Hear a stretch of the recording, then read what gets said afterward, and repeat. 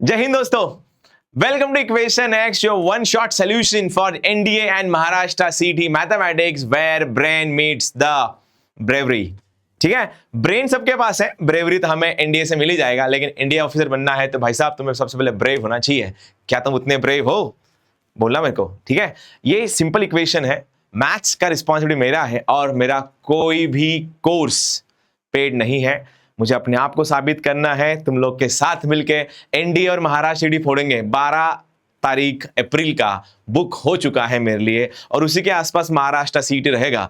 जो भी मेरे भाई महाराष्ट्र सीटी में प्रिपरेशंस कर रहे हैं उनके लिए शायद ये चैप्टर अभी नहीं है, because we are dealing with the binomial theorem lecture number 2, जो बहुत इंपॉर्टेंट टॉपिक है। पता है, ये जो मैं सिखाने जा रहा हूं नाम है डिविजिबिलिटी प्रॉब्लम, जो मेंस में, एनडीए में, बिट्स में, वीआईटी में पक्का आएंगे। लेकिन हाँ, ये महाराष्ट्र सीटी में नहीं है, लेकिन तुम सभी को जेडब्ल्यू देनी है।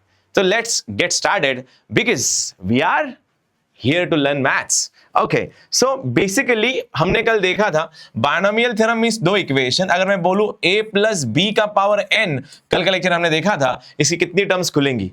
तो अगर a प्लस बी है, उसका होल पावर अगर n है, तो ऑब्वियसली इसके n प्लस टर्म्स खुलेंगी। और खुलेंगे कैसे वो कल के लेक्चर में देखेंगे जब हम जनरल टर्म्स वगैरह सीखेंगे। लेकिन सिचुएशन ऐसी है कि अगर भाइयों यहां पे a plus 2b plus c का 10th पावर है और तुम जब इसको खोलोगे, ये मल्टीनोमियल थ्योरम है, कितनी टर्म्स खुलती है कल हमने देखा था, बेगर्स मेथड, अगर तुम्हें याद होगा, डंडे सी डंडे वाला। तो इसमें अगर जितनी टर्म्स खुलेंगी, अगर तुम्हें उन सारी टर्म्स का अगर कोएफिशिएंट्स का सम निकालना है, मतलब एनसीआर में ये टर्म्स खुलेगा, उन टर्म्स को खुलने के बाद जो उनके कोएफिशिएंट्स आएंगे उन सब का सम क्या है, अगर ऐसा क्वेश्चन आएगा तो this is the topic number 1 for day, कि सम ऑफ द बायनोमियल कोएफिशिएंट्स। बहुत इजी है। क्या करोगे, जितने भी बायनोमियल कोएफिशिएंट्स आएंगे तो मैं उन सारे की सारों का सम निकालने के लिए जितने भी वेरिएबल्स हैं उन सब की वैल्यू 1 रखनी है। फॉर एग्जांपल अगर मैं बोलूं 3x plus 4y minus 5z का पावर है 50, इस मल्टीनोमियल इक्वेशन के अगर बायनोमियल कोएफिशिएंट जितने भी खुलेंगे उनकी सम क्या है, तुम्हें करना क्या है, जितने भी वेरिएबल हैं उन सब की वैल्यू 1 पुट कर दो। तो क्या बनेगा, ये बनेगा तुम्हारा 3 प्लस 4 माइनस 5 का 50th पावर, 7 माइनस 5 बन जाएगा 2, तो आंसर आएगा 2⁻50। इजी है, पेपर चेक कर लेना पीवाईक्यूज एनडीए के, बहुत बार मिलेगा तुम्हें ये, बिकॉज मैं यहां पे मैं रिपीट कर रहा हूं, मैं टाइम पास करने नहीं आया, रिजल्ट निकालना है मुझे तुम्हारा। सीन देख लो, और एक सपोज 3x माइनस 2/x का पावर 50। अब बोला क्या भाई साहब, इसका सम ऑफ कोएफिशिएंट बताओ। क्या करोगे, वापस x की वैल्यू 1 रख दो यार, x की वैल्यू 1 रखोगे क्या बनेगा, 3 माइनस 2 का पावर 50, आंसर इज 1 का पावर 50 मींस 1। ठीक है, आगे क्वेश्चन है इसके, करेंगे अभी, बिल्कुल करेंगे। देखना वापस एक बार, X cube minus 3x square plus 7/x plus 5 का होल पावर है 30। कर लोगे, वही है, x का 1 रख दो, 1 माइनस 3 प्लस 7 प्लस 5, 12 13 वजा 3 10, आंसर 10 का पावर 30। ठीक है, शोर आएगा पक्का। ठीक है, अब मैं कुछ क्वेश्चंस लाया हूं इनका, देख लो इसमें दिया क्या गया है, a plus 2b plus c का पावर 10 है। इसमें जितने भी बायनोमियल टर्म्स खुलेंगे उनके कोएफिशिएंट का सम तुम लोग को पूछना है, बताना है। कैसे करोगे फिर, अगेन a b c का वैल्यू 1 रख दो, आंसर बन जाएगा तुम्हारा 1 प्लस 2 प्लस 1 का पावर आएगा 10, आंसर बनेगा 4 का पावर 10। 4 का पावर 10 ऑप्शन में अगर नहीं होगा तो ये होगा 2 का पावर 20, बिकॉज 4 को हमने लिखा 2 का स्क्वायर। एक और देखो, एक और क्वेश्चन है, ये भी शायद पीवाईक्यू है जो एनडीए में आया था, मैं चाहूंगा तुम लोग इसको ट्राई कर लो। क्या दिया है, 1 plus x minus 3x square का पावर दिया है तुम्हें 2163, 2163, बड़ा नंबर देख के भूलना मत, डरना मत। क्या करोगे, एक्स का 1 रख दो, 1 प्लस 1 माइनस 3 का पावर 2163, 2 माइनस 3 बन जाएगा -1, ऑड पावर है तो आंसर बन जाएगा तुम्हारा -1। ठीक है, sum of the binomial coefficients done and dusted. I hope समझ में आया होगा, अगर आया होगा तो लाइक करना और सब्सक्राइब करना मत भूलना, बिकॉज यूट्यूब का करेंसी अगर सब्सक्राइबर्स है तो एक तो बनता है। ठीक है, अब सेकेंड टॉपिक जो है, जो मैं यहां पे मोस्टली डिस्कस करने आया था आज, वो है डिविजिबिलिटी प्रॉब्लम। जेईई मेंस का बहुत प्यारा पॉइंट है, बिट्स में आएगा, एनडीए में आएगा। अगेन सीटी वालों तुम्हारे लिए नहीं है, ये सिलेबस का पार्ट नहीं है। करना क्या है, अगर तुम्हें बोला गया 5 7 को 3 से डिवाइड मारो, अगर हमने स्कूल में सीखा था 7 को अगर हमने 3 से डिवाइड मारा, रिमाइंडर कितना आएगा? 3 टू द 6, रिमाइंडर आएगा 1 फॉर ऑब्वियस। अगर मुझे बोलना है 50 को अगर मुझे 4 से डिवाइड करना है, मैं डिवाइड मार दूंगा, वही वो बचपन की हरकतें ऐसी याद है। 50 यहाँ पे 4 लिखते थे, 12 जा यहाँ पे 48 आएगा, रिमाइंडर 2 आएगा, याद है। लेकिन अब तुम बड़े हो गए हो, यही क्वेश्चंस को वो तुम्हें इतना सिंपली नहीं पूछेंगे, वो तुम्हें बताएंगे 7 का पावर 300 डिवाइडेड बाय 6, या फिर 6 का पावर 3033 मतलब 3033 डिवाइडेड बाय 5। कैसे करोगे? बहुत सिंपल ट्रिक है, बता रहा हूं क्या करना है। नीचे वाले नंबर के अड़ोस पड़ोस में ऊपर वाला है क्या, जरा चेक कर लो। क्या मैं इस 6 को 5 के आसपास लिख सकता हूं? जैसे कि मुझे इस 6 को लिखना था 5 + 1 का पावर 3033, भाई तुम्हारा 5 आएगा। अब इस 5 के कारण क्या हो जाएगा, ये तुम्हारा कट जाएगा, बिकॉज वो 5 का मल्टीपल है, तो 1 का कितना भी पावर क्या होता है, 1 ही होता है, रिमाइंडर आएगा 1। अगर मैं इस 1 को ऐसा लिखूं तो इसको बोलेंगे fractional part of a function, fractional part. अगर बोला गया इसमें रिमाइंडर कितना है, तो आंसर इज 1। फ्रैक्शनल पार्ट क्या है, 1/5। ठीक है, ट्राई करना डिवाइजर से ऊपर वाले नंबर को कम से कम करने का। जैसे कि अब मैं बोलूं, ये मेरा इक्वेशन है, देखो अब मैंने लिया कि 25 का पावर 300 डिवाइड बाय 6।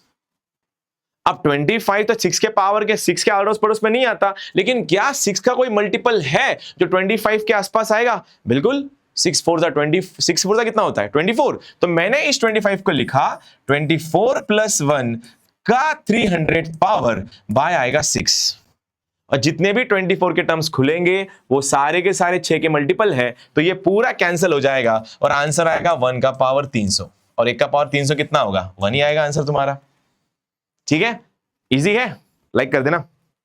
एक और बोल रहा हूं, अगर मेरे को निकालना है 103 डिवाइडेड बाय, आई से क्या लू, 6 ले लू, और 103 का पावर मैंने किया 301। देखो कितने घने नंबर है, बड़े नंबर है। ट्राई करोगे, जरा सोचना एक बार, मैं वेट कर रहा हूं तुम्हारे लिए। अरे इजी क्वेश्चन यार, ये एनडीए में आ जाते हैं। अरे एनडीए जैसे एग्जामिनेशन में मैं कल भी बोला था कि तुम लोगों को ज्यादातर फोकस रखना है अपने डिसिप्लिन पे, गैट पे, एटीट्यूड पे, ब्रेवरी पे। ये तो क्या है, बन जाएंगे, उसके लिए हम है ना। लास्ट तक कराऊंगा तुम्हारा, देख लेना तुम लोग, बस लास्ट तक रहो मेरे साथ, अप्रैल तक हो मैं तुम्हारे साथ। ठीक है, कैसे करोगे? 103 के आसपास 6 का कोई मल्टीपल रहता है क्या, चेक करना जरा, कहीं 102 तो नहीं है, 102 + 1 लिख दूं क्या इसको, 102 + 1, ये 6 का मल्टीपल चला गया, आंसर आएगा 1 का कितना पावर कितना आएगा, 1 ही आएगा, खत्म।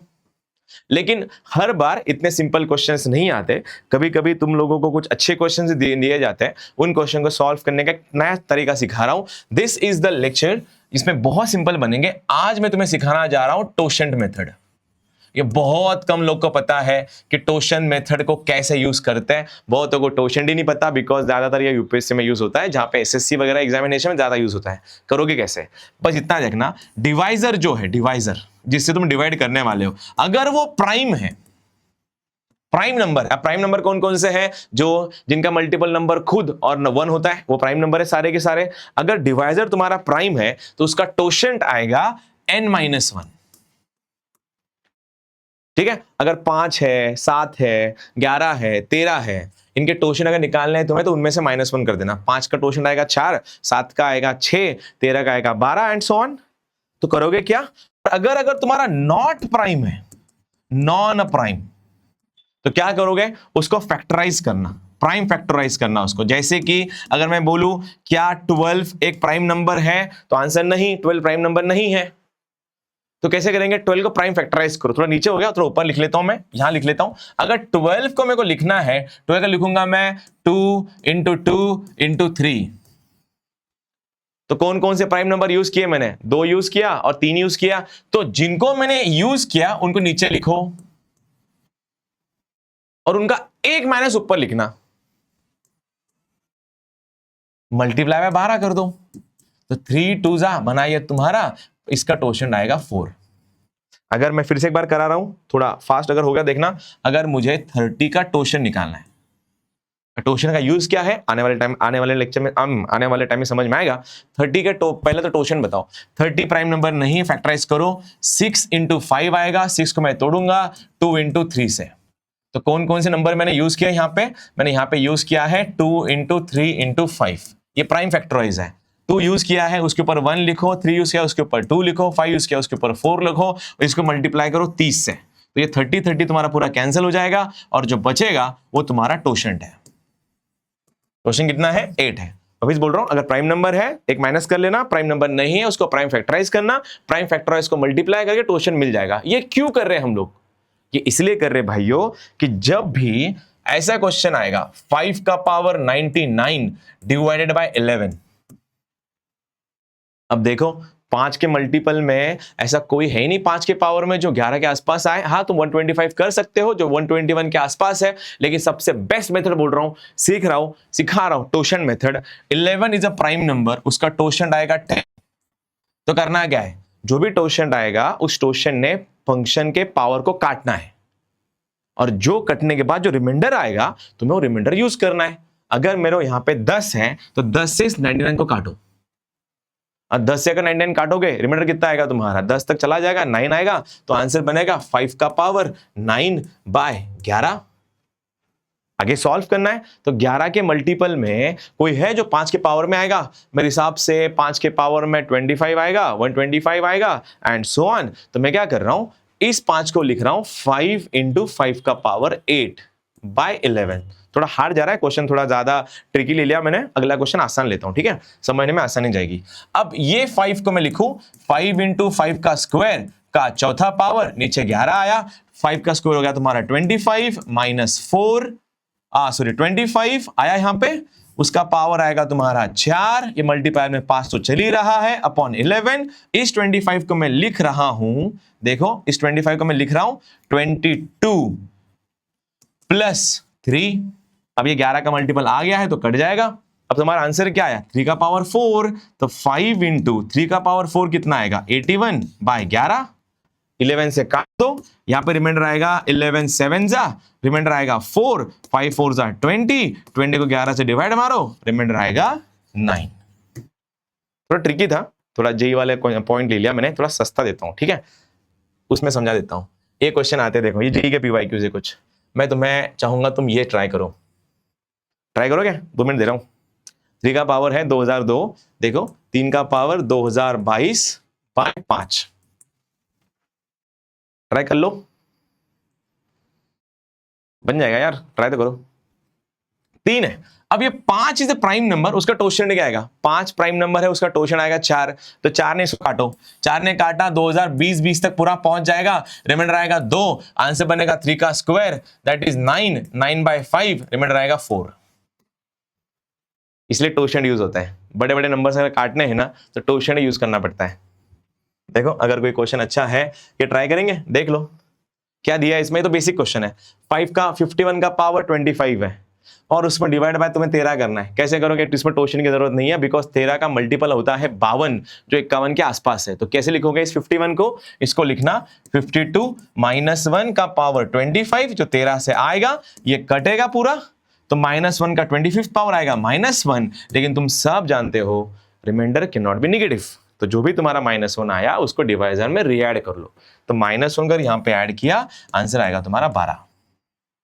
ठीक है, ये 3 क्वेश्चन बेसिक्स वाले हैं, मैं चाहूंगा तुम लोग ट्राई करो इसको, बिकॉज मैथ्स का क्लास है भाई। मैथ्स के लेक्चर्स में जितना तुम अपने आप प्रैक्टिस पे फोकस करोगे उतना तुम्हारा एक्यूरेसी बढ़ेगा। ये खाली वीडियो देखने का काम नहीं है, बस मेरे वीडियोस ना पेन पेपर लेके किया करो, ठीक है, साथ में मिलेंगे, सीखेंगे भी।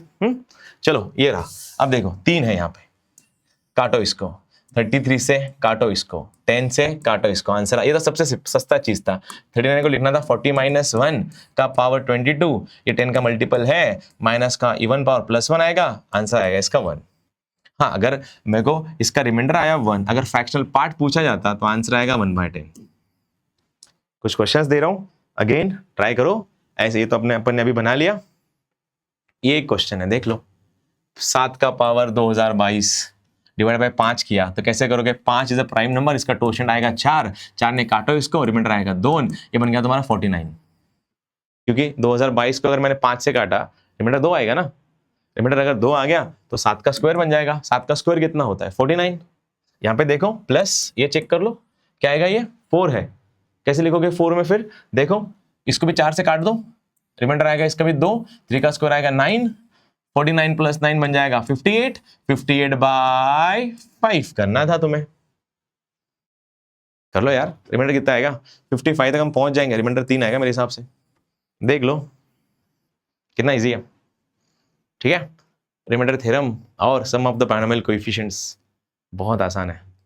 वे तो नए नए हैं, पूरे लंबे लेक्चर्स लेना अभी पॉसिबल नहीं है, जैसे भी हो जाए लाइव करेंगे बहुत जल्दी, ठीक है। ये अगर वीडियो अच्छा लगा होगा तो लाइक करना, शेयर करना बिल्कुल मत भूलना, और उन सारे दोस्तों को अपने बताना।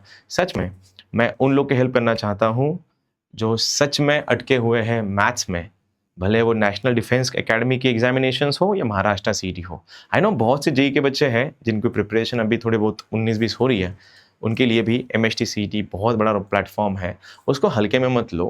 बिकॉज महाराष्ट्र के टॉप के 5 कॉलेजेस जो है वो ऑलमोस्ट NITs और IIITs के बहुत आगे हैं। मैं तो बोलूँगा कुछ नए नए IT से भी बहुत अच्छे हैं।